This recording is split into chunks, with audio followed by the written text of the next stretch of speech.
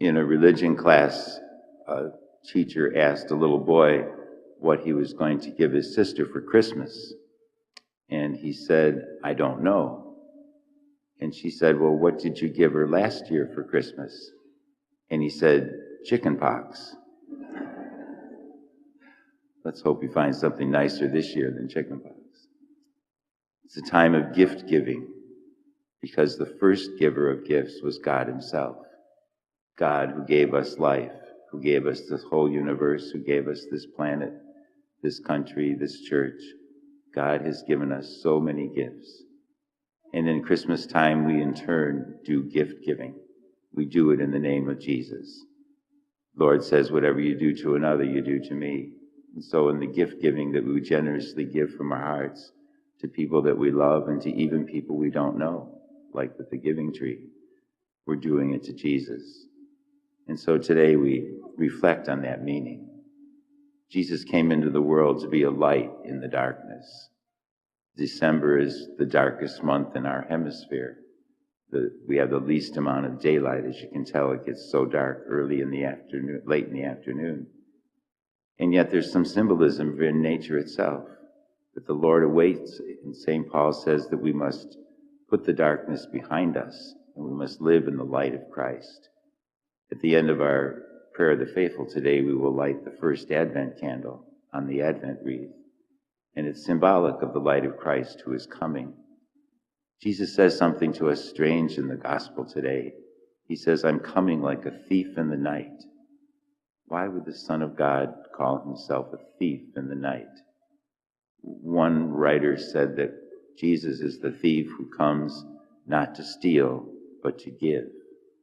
He doesn't come to rob us. He comes to give to us all of his blessings and all that he can give to us out of love. He's that kind of a thief in the night, very different than thief the way we understand it. What he wants is to steal our hearts. And we prepare an Advent every year to give our hearts even more fully to the Lord. And that's really what he calls us to do. The world is in great need of the light of Christ. And it comes to the world through each and every one of us.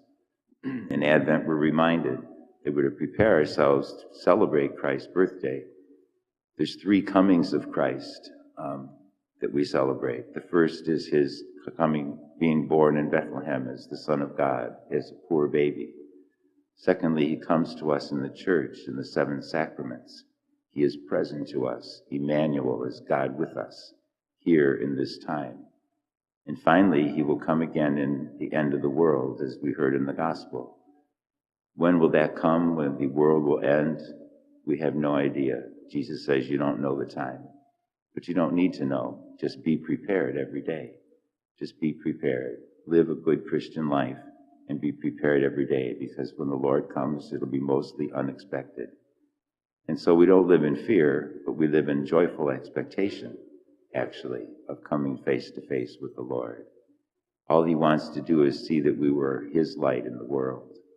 There was a parish which was having a Christmas pageant in the church one year. One of the little girls, her name was Janet, told her mother that she had the most important part of the pageant. And her mother asked, "What is that?" And she said, "Well, I'm not going to tell you. You have to wait and come, and you'll see when you get there." So the night came, and the children were all arranging themselves in the sanctuary.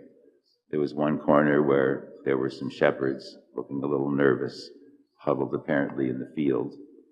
And then there was a manger in the center, and Mary and Joseph very solemnly standing there behind the manger.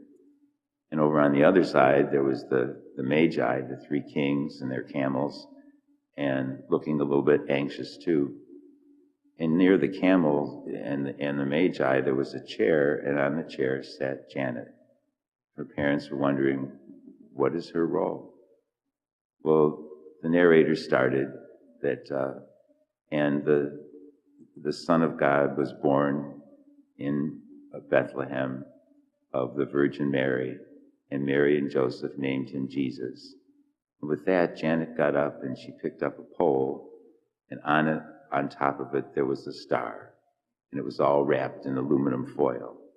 And she went over and stood behind the manger and held it up real high, as the narrator said, and they were led to the stable by a star. And then she started to jiggle the star a little bit in the lights, and all of a sudden the shepherds look at it and they get up and they come over and they find Jesus in the manger. And then she turns towards the Magi and she walks to them, and then she leads them over to the manger. And they come and they find Jesus and adore him in the manger. Beautiful scene. Well, when the play was over and they're on their way home, she said to her mom, "Didn't I have the greatest part?" And her mother was thinking, what do you mean by that? She said, "Can you tell me a little more?" And she said, "Well, I was the star, and I was the one that led all the people to come and to find Jesus. And isn't that the greatest part? I led everyone to Jesus." It's a beautiful little story, and it tells very simply through children's eyes that that's what we're all called to do, is to lead others to Jesus. And we do it by the way we live our Christian lives. And so let us this year, as we prepare to celebrate, we put up lights and stars and everything on our homes on the outside. We decorate our Christmas trees with lights. We'll decorate the church with lights. We'll have candles symbolizing the light of Christ. And all of that's so appropriate to celebrate this season in church and in our whole neighborhood and in our families. And so it also reminds us that we're called to be the light of Christ in the darkness. And hopefully this Christmas we'll find a deeper place in our own hearts where Jesus can come in and steal our hearts so that he can be a light to others through us.